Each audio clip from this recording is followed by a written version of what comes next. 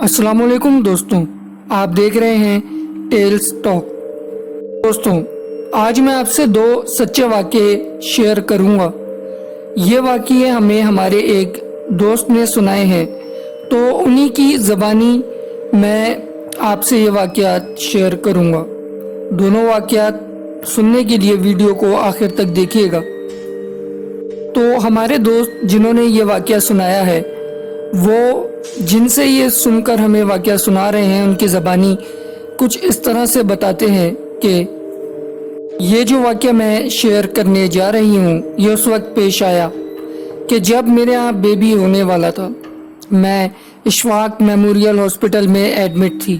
जो लोग कराची में रहते हैं वो जानते होंगे कि कराची का एक बहुत मशहूर क्लिनिक है इशफाक मेमोरियल। सी सेक्शन होना था। मुझे जो कमरा मिला वो 4th फ्लोर पर था और बहुत ही बदरौनक सा कमरा था। मैंने हस्बैंड से कहा कि इसको चेंज करवा लें, तो ऑपरेशन के बाद 2nd फ्लोर पर ही एक रूम हमें मिल गया। ऑपरेशन के दूसरे दिन मुझे फील हुआ कि किसी ने ज़ोर से मेरे शोल्डर पर थप्पड़ मारा। क्योंकि थप्पड़ बहुत ज़ोर का था, तो मैंने पीछे मुड़कर देखा। जब पीछे देखा तो वहाँ कोई भी नहीं था और मेरी वालदा सो रही थी। मैं समझी कि कोई नर्स आई होगी किसी टेस्ट वगैरह के लिए या मेडिसिन के लिए उठाने के लिए, लेकिन ये कौन सा तरीका है कि इतनी ज़ोर से उसने थप्पड़ मारा। लेकिन जैसे ही मैंने पीछे मुड़कर देखा तो वहाँ कोई भी नहीं था। रात के 2:15 हो रहे थे। मैंने दोबारा सोने की कोशिश की, तो साथ ही जैसे ही आंख बंद की, किसी ने फिर से थप्पड़ मारा और साथ ही मुझे पाँव से पकड़कर खींचने की कोशिश की। मैंने एक हाथ से बेबी को संभाला और दूसरे से बेड का सरहाना पकड़ा और चीख चीख कर अम्मी को आवाज़ें दी, क्योंकि वो मुसलसल खींचे चला जा रहा था और मेरी आवाज़ नहीं निकल रही थी। और वो जो कोई भी था वो मुझे बार बार झटके से खींच खींच कर गिराना चाह रहा था। बहुत ही हॉरिबल मोमेंट था वो। कुछ समझ नहीं आ रहा था। मैंने आयतल कुर्सी पढ़ना शुरू की और जैसे ही आयतल कुर्सी ख़त्म होने वाली थी कि उस चीज़ ने मुझे झटके से छोड़ा और उसके छोड़ते साथ ही मेरी आवाज़ भी बहाल हुई। मैंने चीख चीख के अम्मी को उठाया। वो जब मेरी चीखों से उठी तो उनको मैंने सारा माजरा बताया। उन्होंने नर्स को बुला के उससे दरियाफ्त किया, तो नर्स ने बताया कि ये कमरा कब से बंद था, ये आज ही काफ़ी सालों बाद खुला है। अम्मी ने बहुत गुस्सा किया और सुबह होते ही मैनेजमेंट को बुलाया। मैनेजमेंट तो जैसे मुकर ही गई और जिस नर्स ने वाक़या सुनाया था, जिसने ये बात बताई थी, वो नर्स भी मुकर गई। खैर, वो दिन हमने फिर वहीं पर गुजारा और रात में ठीक उसी वक्त फिर से किसी ने थप्पड़ मारा और सोने न दिया, तो वो रात भी हमारी जाग कर जैसे तैसे गुजरी।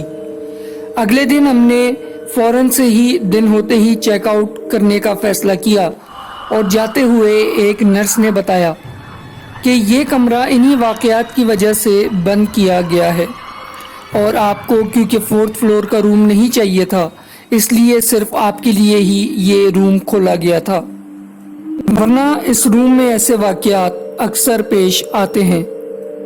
दोस्तों, यही अपना दूसरा वाक़या शेयर करते हुए बताती हैं कि ये आज से तकरीबन 27 साल पहले की बात है कि मैं अपने इन-लॉज़ के साथ मीरपुर ख़ास सिंध में रहती थी और मेरे हस्बैंड कराची में काम के सिलसिले में रहते थे। जब मेरी शादी को सिर्फ 2 से 3 माह ही हुए थे। मीरपुर ख़ास में हमारा घर बेसिकली एक हवेली थी, जो कि तकसीम के वक्त हिंदू छोड़कर इंडिया गए थे।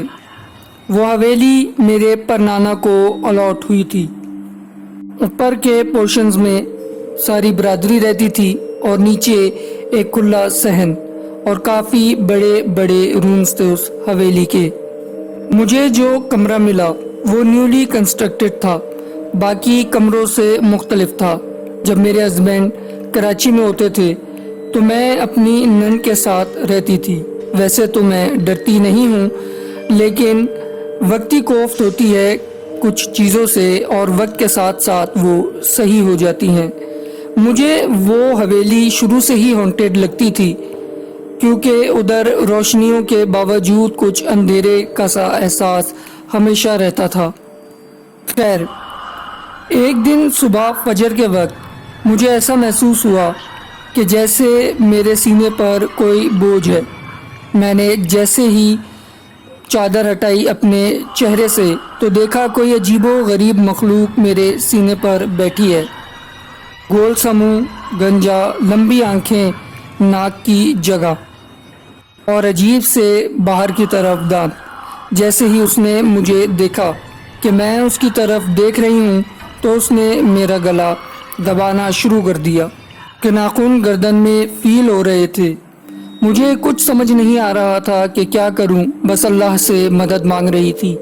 اچانک ہی میرے سسر بلند آواز میں تلاوت کرتے ہوئے کمرے کے باہر سے گزرے تو وہ چیز غائب ہو گئی۔